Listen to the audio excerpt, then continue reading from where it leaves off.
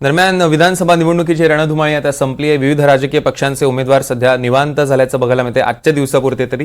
निधन धुळे ग्रामीण विधानसभा मतदारसंघाचे महाविकास आघाडी काँग्रेस उमेदवार कुणाल पाटील सकाळपासून पुन्हा एकदा आता कार्यकर्त्यांच्या भेटीगाठी घ्यायला सुरुवात झालेली आहे। रोजचं जे काम आहे ते सुरूच असल्याचं कुणाल पाटील म्हणाले।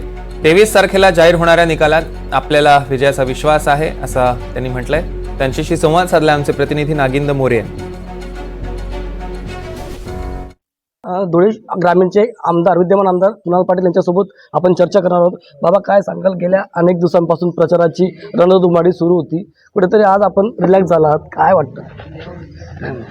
नाही, रिलॅक्स नाही। आता सकाळपासून लोकांची भेटीगाठी सुरू झाल्या आहेत। गावगावामधले कार्यकर्ते येत आहेत, भेटत आहेत।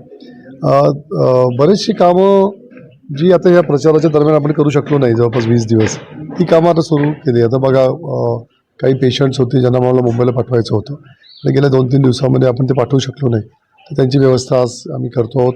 त्यांना असं जे धावून गेलेले कामं गेल्या आठवड्याभरातली आहेत ती सर्व कार्यकर्त्यांची गावागावामधली मतदारांची कामं करायला सुरुवात झाली आहे। आणि दुसरं, कालच्या मतदानाचा रिपोर्टसुद्धा येऊन काही मंडळी देत आहे, तर तोही रिपोर्ट आम्ही घेतो आहे। असं एकंदर सुरू झालं आहे कामकाज। गेल्या अनेक दिवसापासून आपण प्रचारासाठी सकाळी घरून 8 वाजता घरातनं बाहेर पडत होतात आणि आज आपण घरी रिलॅक्स आहात, काय नेमकं कसं वाटतंय आज? नाही, चांगलं वाटतंय। बरेच दिवस झोप नाही, कारण एकदा फॉर्म भरल्यानंतर प्रत्येक उमेदवाराची हीच परिस्थिती असते की त्याला झोप मिळत नाही। रात्री उशिरापर्यंत सभा चालतात किंवा भेटीगाठी चालतात आणि सकाळी परत लवकर तो प्रचार फिरायला निघतो, त्यामुळे आज थोडा रिलॅक्स आहे, झोपणार। बाबा, काय सांगाल? मतदानाचा टक्का देखील यंदा ग्रामीणमध्ये वाढला आहे, काय या मतदानाचा टक्का वाढल्याचा फायदा कितपर्यंत आपल्याला होईल?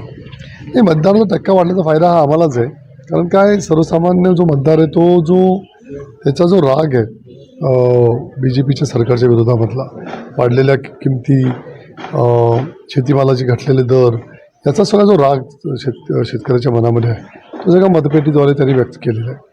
त्यामुळे मला असं वाटतं की वाढलेल्या टक्केवारी आमची फायद्याची। नक्कीच आमदार कुणाल पाटील आता आपल्यासोबत होते आणि त्यांनी सांगितलं की आता प्रचार जरी संपला असला तरी रोजचे जे काही कामं आहेत ते तर सुरूच असणार आहे। त्यामुळे येणाऱ्या 23 तारखेच्या आता निकालाचा वाट ते आता बघत आहे।